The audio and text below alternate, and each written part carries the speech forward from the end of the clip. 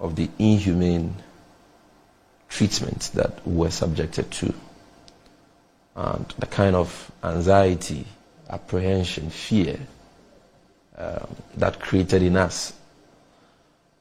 You know, as I indicated in my Facebook post, we were scheduled to leave the John F. Kennedy to Accra at 11:45 p.m. on Sunday, the 24th of July. By 10:30, counter had been closed. All passengers who desired to travel that night had checked in. We had gone through immigration and were seated at the boarding gate, I believe 39, waiting to board the plane to Accra. Now, 45 minutes to departure time, when we were expecting a call to board the aircraft, an announcement was made that the flight would be delayed for another 45 minutes, and so we're going to depart at 12:30 and no longer 11:45. No reason was given for this delay, but we all waited. It was during that period that some passengers started receiving messages on their phones that the flight has rather been rescheduled to 3:30 p.m. the next day, July 25th. So it created some anxiety among passengers, some of whom queried the crew, the Delta Airlines crew on duty, to find out whether the message was authentic. The crew initially denied knowledge of the message. They said they needed time to consult their superiors because they were not aware. So created some heated exchanges and confrontation, because people had traveled from far places with their children, with the sick. They had waited for long hours to depart to Accra, only to be told that the flight has been pushed not for 2 hours or 3 hours or 5 hours, but to 3:30 p.m. you know. So we were asked to wait for confirmation. Whilst waiting, an announcement was made, a second announcement.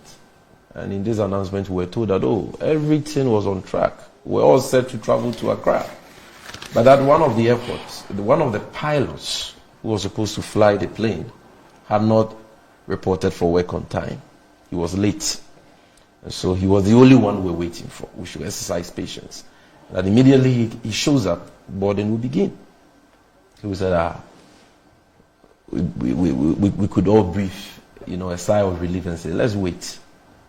Waited for more than 45 minutes. That was when we saw some members of the Delta crew bring in 2 uniformed cops. Immediately the uniformed cops came there. I told a friend that, look, these guys are playing games on us. They knew right from the outset that there is no way they were going to fly this plane to Accra. But fearing what the reaction of the passengers may be, they decided to lie and said that they were only waiting for a pilot and all that, and that these cops have been brought in to protect them. And so you wait, you see the announcement they will make.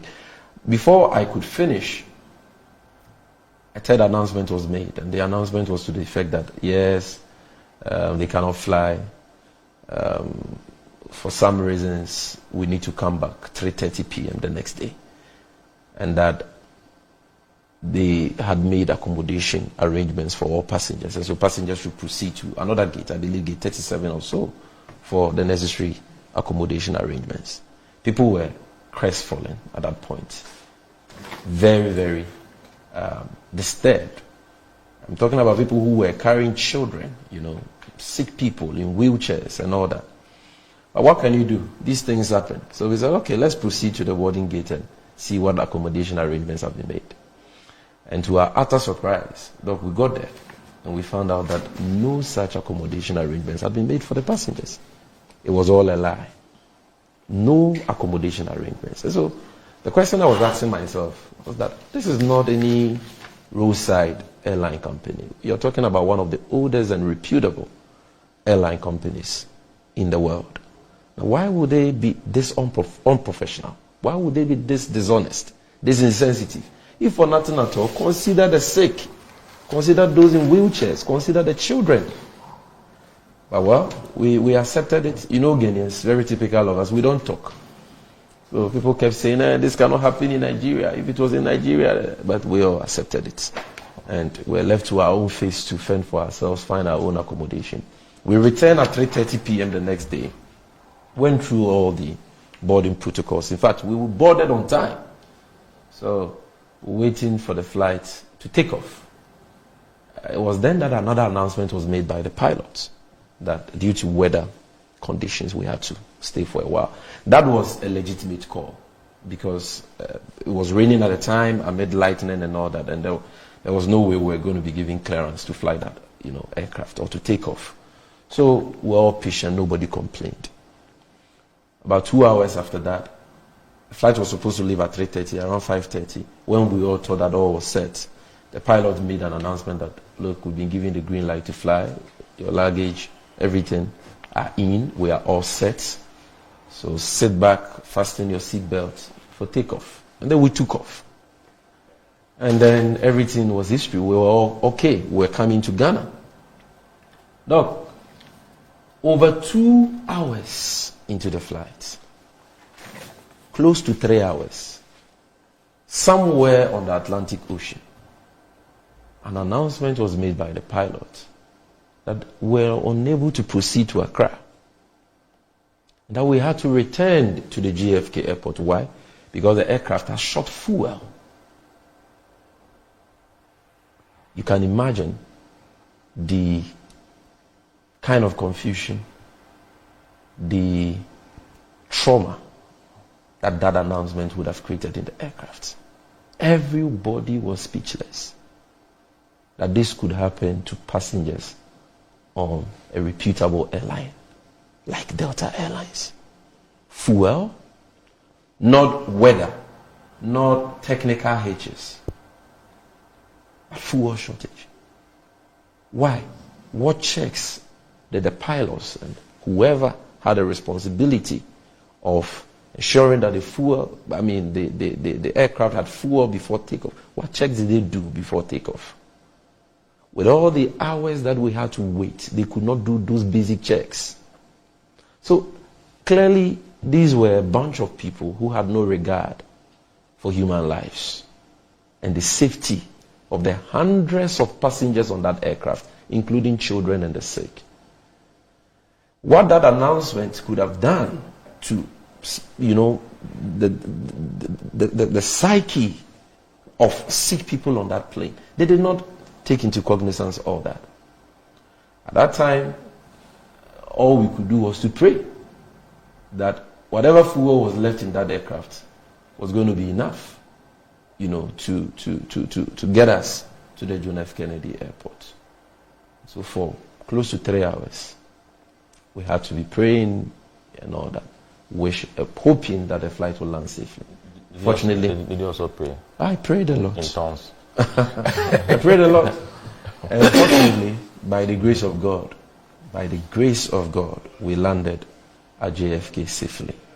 And the rest is history. Even when we landed, the lack of respect, the lack of sensitivity, those who were in business class were called aside and said, hey, take economy tickets. The flight is going tonight and go and join them. So they were given economy tickets.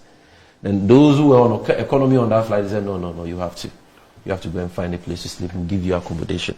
Some were given far places in Long Island. Give you accommodation without transport. And so if you were traveling with no money on you, some people travel and when they are coming back, they give all their cash out.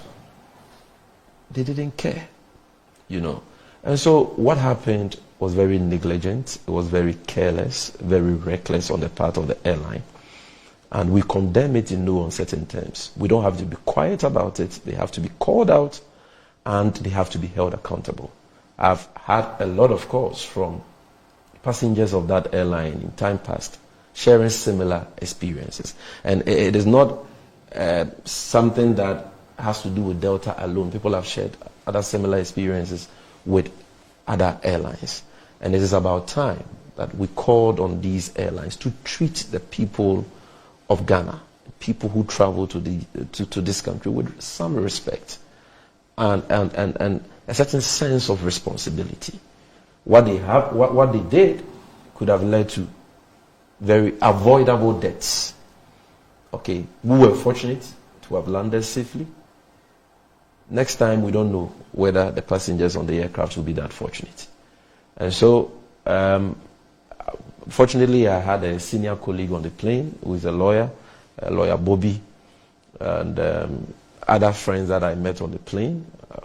We've shared contacts, and we will be communicating in the coming days and taking the appropriate actions that we need to take against the airline by petitioning the Department of Transportation of the United States of America, and in fact our own aviation authorities in Ghana, because the matter has to be investigated.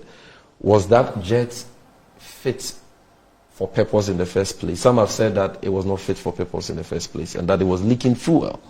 Okay, whose responsibility was to check that the flight had fuel before it took off and all that? All these are matters that must be investigated to forestall any such future occurrence. So, Doc, that is what happened to some of us, and we are here alive, kicking, by the sheer grace of Almighty God. And I want to thank all those friends who reached out to encourage some of us, because it wasn't easy at all.